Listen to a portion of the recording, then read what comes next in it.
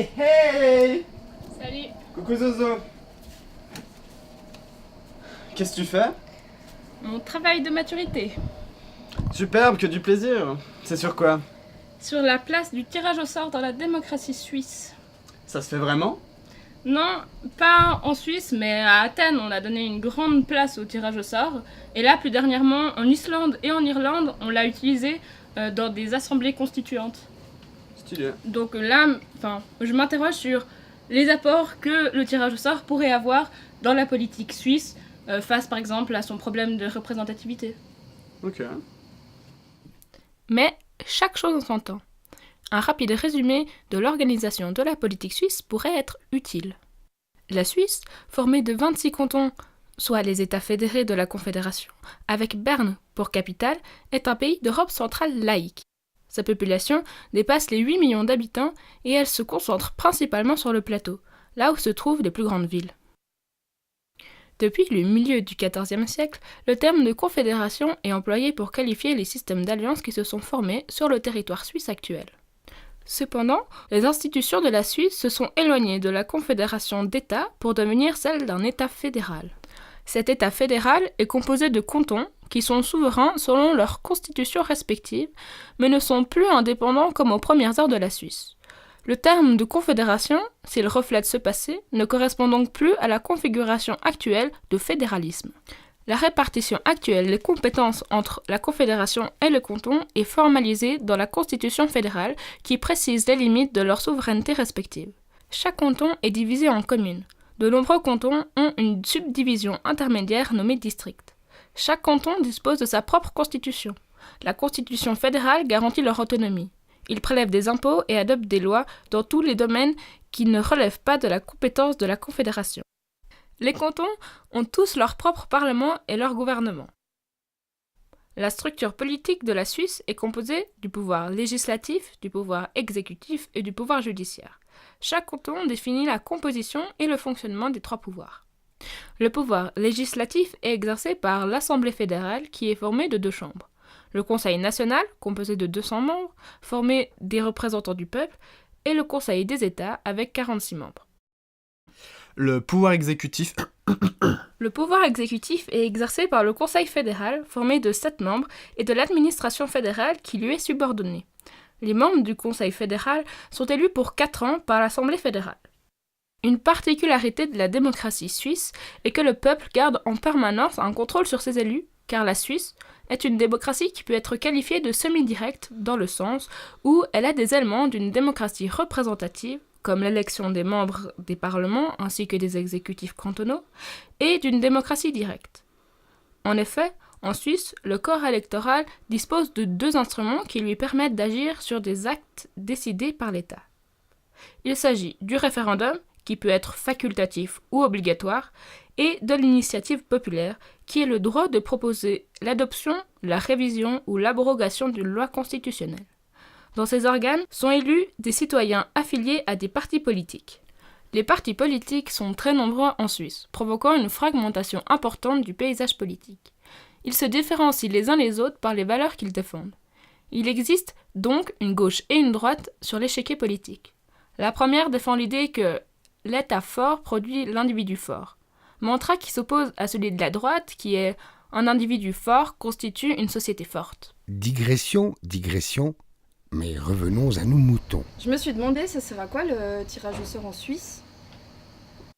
Il pourrait amener une réponse à certains problèmes que rencontre le système politique suisse.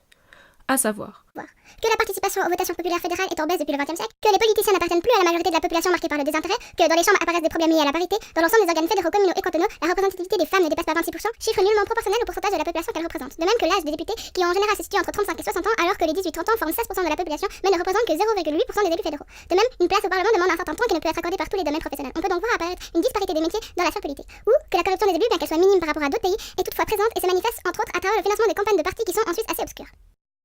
Attends. Parce que là, tu vas beaucoup trop vite, j'ai rien compris. Ok, je recommence. Dans l'ensemble des organes fédéraux, cantonaux et communaux, les femmes ne représentent pas plus de 26% selon l'OFS. L'Office fédéral de la statistique. Ce chiffre n'est pas proportionnel au pourcentage de la population qu'elles représentent. De même, les élus sont en général plutôt vieux. Entre 35 et 60 ans. Alors que les 18-30 ans forment 16% de la population suisse, mais ne représentent que 0,8% des élus fédéraux. De même, une place au Parlement demande un certain temps qui ne peut être accordé par tous les domaines professionnels. On peut donc voir apparaître une disparité des métiers dans la sphère politique. Le tirage au sort pourrait donc amener une plus grande représentation des femmes dans la politique, une ouverture à des corps de métiers moins représentés et une variation plus importante de l'âge des élus. De plus, le manque d'intérêt de la population découle de la sensation d'éloignement entre elle et les politiques, évoluant comme une caste à part. Cela engendre la perte de l'identification des élus comme des individus émanant du peuple et amène le peuple à ne plus se sentir détenteur du pouvoir, menant à la fin des responsabilités qu'il croit avoir envers la collectivité. Cependant, le tirage au sort est nettement dans la capacité de résoudre ce problème. Si, en effet, une part du Parlement est élue et l'autre tirée au sort, alors la vision du politicien extérieur au peuple disparaît, car, en partant du fait que le tirage au sort se fait dans l'entièreté de la population âgée de plus de 18 ans, alors c'est monsieur et madame tout le monde qui seront appelés à prendre des responsabilités en tant que représentants. Le hasard rend aussi extrêmement compliqué les actes de corruption, puisque ceux-ci passent majoritairement par le financement des campagnes qui sont présentes lors des élections, mais qui sont inexistantes dans le cas où c'est le tirage au sort qui choisit les élus. De plus, aucun parti n'aura le pouvoir de décider ou d'obliger les membres tirés au sort, puisqu'ils ne sont pas obligatoirement partisans. Cela permet de savoir que c'est en fonction des besoins et des idéologies qu'ils prennent position. Mais le tirage au sort présente aussi un certain nombre d'inconvénients. Pour illustrer ce propos, nous avons interviewé un politologue. Antoine Cholet, enseignant-chercheur au Centre Valras-Pareto de l'Université de Lausanne. Les propos de M. Cholet sont les suivants. À Athènes, c'est un usage exceptionnel du tirage au sort qui est appliqué, qu'on ne retrouve presque nulle part ailleurs. C'était un usage très large puisque l'essentiel des magistrats de la cité étaient tirés au sort, tout comme le jury qui pouvait rassembler plus de 1500 personnes. En revanche, l'Assemblée n'était pas tirée au sort. À Athènes, le véritable organe décisionnel, soit l'Ecclésia, rassemblait tous les citoyens qui le souhaitaient. Il n'y avait donc pas de tirage au sort. Mais le tirage au sort amène-t-il plus de démocratie ? Il ne me semble pas du tout démocratique de penser que l'on peut remplacer des votes populaires par une assemblée tirée au sort. Il faut faire très attention parce que il ne faut pas se tromper de l'usage si l'on souhaite utiliser le tirage au sort. Le mélange un peu étrange d'utilisation du tirage au sort et dans les organes représentatifs, le Parlement étant le cas le plus symptomatique, me semble être une mauvaise idée politique. C'est-à-dire que le tirage au sort du Conseil national ou d'une partie d'un Parlement me semble être une idée qui ne relève pas nécessairement d'une appréhension démocratique, parce qu'on a vraiment un mélange entre deux choses qui n'ont strictement rien à voir. Un système qui a été pensé par et pour l'élection, le Parlement, avec une assemblée représentative, des partis, etc., qui en plus en Suisse sont un pouvoir qui est contrebalancé par la démocratie directe, par les référendums et l'initiative. Tout à coup, on injecterait du tirage au sort qui obéit à une logique complètement différente.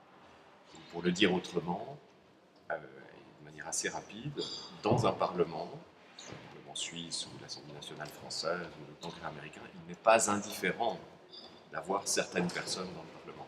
Il n'est pas indifférent d'avoir une personne de gauche ou une personne de droite, il n'est pas indifférent d'avoir une personne, dans le cas suisse, francophone ou germanophone, il n'est pas indifférent d'avoir un homme ou une femme, etc. Antoine Cholet expose également. Je fais partie d'une tradition de pensée de la démocratie qui, au contraire, met toujours l'accent sur les conflits dans la démocratie. La démocratie, elle vit par les conflits politiques. Et on peut imaginer que le tirage au sort permette d'apaiser des conflits qui n'ont pas lieu d'être, mais il y a des conflits tout à fait légitimes dans une société, et les conflits entre partis politiques, le conflit entre gauche et droite, par exemple, le conflit entre nationalisme et internationalisme, le conflit entre progressisme et conservatisme, sont des conflits absolument légitimes dans n'importe quelle société. Mais je me disais, ça fait quand même beaucoup de désavantages. Est-ce qu'il n'y a pas moyen de les esquiver ?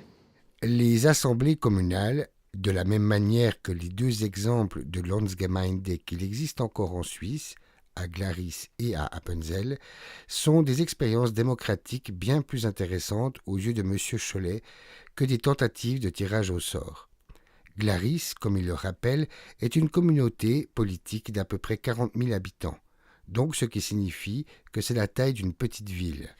Si l'on imaginait que toutes les communautés politiques suisses jusqu'à 40 000 habitants étaient organisées avec un fonctionnement de Landsgemeinde, eh bien, on aurait l'essentiel des collectivités politiques, à l'exception des grandes villes.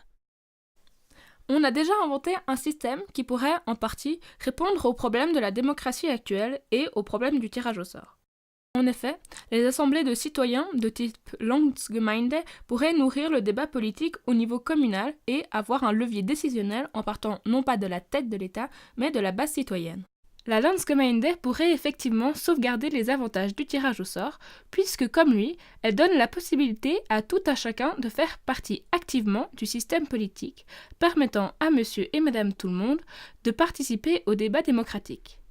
L'Assemblée citoyenne pourrait donc sauvegarder tous les apports du tirage au sort qui ont été énoncés précédemment, car elle a, tout comme le hasard, des vertus égalitaires et neutralisantes qui répondent aux problèmes actuels de la démocratie. Quoi qu'il en soit, la démocratie est un magnifique outil qui ne date pas d'hier. Depuis son commencement à Athènes, où elle donnait une grande place au tirage au sort, jusqu'à la démocratie suisse actuelle, ce système politique a connu de nombreux changements, bons ou mauvais, soit une évolution. Elle n'est donc jamais figée et nous invite à la remettre en question en fonction des problèmes posés par l'époque. Le tirage au sort est-il un outil d'avenir pour résoudre nos problèmes de démocratie ? La question persiste. Elle vous est posée, donc à vous de jouer.